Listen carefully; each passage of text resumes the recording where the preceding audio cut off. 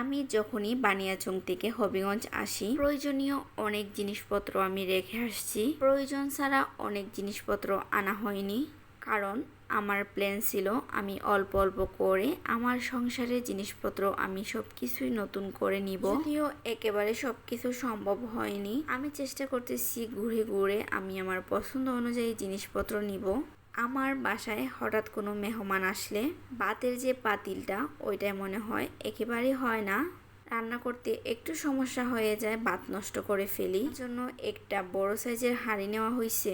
সাথে একটা গেঞ্জি নিয়েছিলাম। অনেক ঘোরাঘুরি করার পর প্রিন্ট পছন্দ হয় না, আবার প্রিন্ট পছন্দ হইলে গেঞ্জিটা আমার কাছে মনে হয় না এতটাও আরামদায়ক হবে। অনেক দিন যাবৎ প্ল্যান করতেছি যে একটা বোরকা নিব।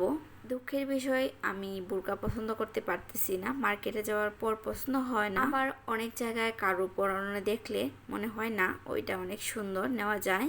আমার মতো এইরকমটা কার কার হয় একটু কমেন্ট করে জানাবেন।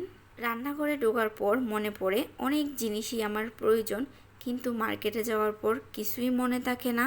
আজকে মনে করে করে টুকিটাকি অনেক কিছুই কেনা হয়েছিল। একটা বিউটি পাপড়া বানাই যখন, মানে কুটি পাপড়া যখনই বানানো হয় তোলার জন্য একটা, কি বলে আমি নামটাও ভুলে গেছি। তারপর আর দিকে অনেকটা বেলুন দেওয়া হয়েছিল মার্কেট থেকে। তো আদিল আবার একটা মামপটও নিছে। তাছাড়া আদিল আর দির বাবা ভর্তা খেতে প্রচুর পছন্দ করেন, তো তার জন্য উনি কি জানি নিয়েছেন। আমি একটা কাঠের চামচ টাইপের নিয়েছি, কিন্তু আর ছিল না, এটা একটা ফ্রুটও ছিল।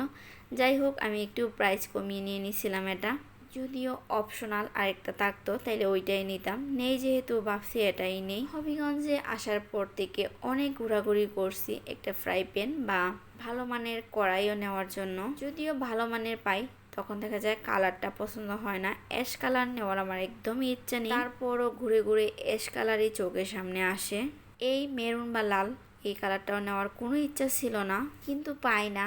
আমার বাসায় একটা কড়াই বা ফ্রাই প্যানের খুব একটা প্রয়োজন ছিল, তাই ভাবছি যে নিয়েই নেই, 1 বছর তো ইউজ করতে পারবো। যদিও দোকানের কথা বাদই দিলাম, আমার যেটা মনে হয় এগুলো বেশি একটা দিন মনে হয় না টেকসই হবে। যাই হোক, আস্তে আস্তে ঘুরে ঘুরে নেওয়ার প্ল্যান আছে। আগে তো মাঝে মধ্যে ঢাকা যাওয়া হতো, তো তখন তো আর নেওয়ার প্ল্যান ছিল না। দেখি, যেহেতু হবিগঞ্জ হইতেছেই না, অনেক ঘোরাঘুরি করছি, ঢাকা থেকে নেওয়া যায় কিনা কাউকে দিয়ে। তো আমার আজকের শপিং আপনাদের কাছে কেমন লাগলো অবশ্যই কমেন্ট করে জানাবেন, এবং কে কোথায় থেকে দেখতেছেন। তো সবাই ভালো থাকেন।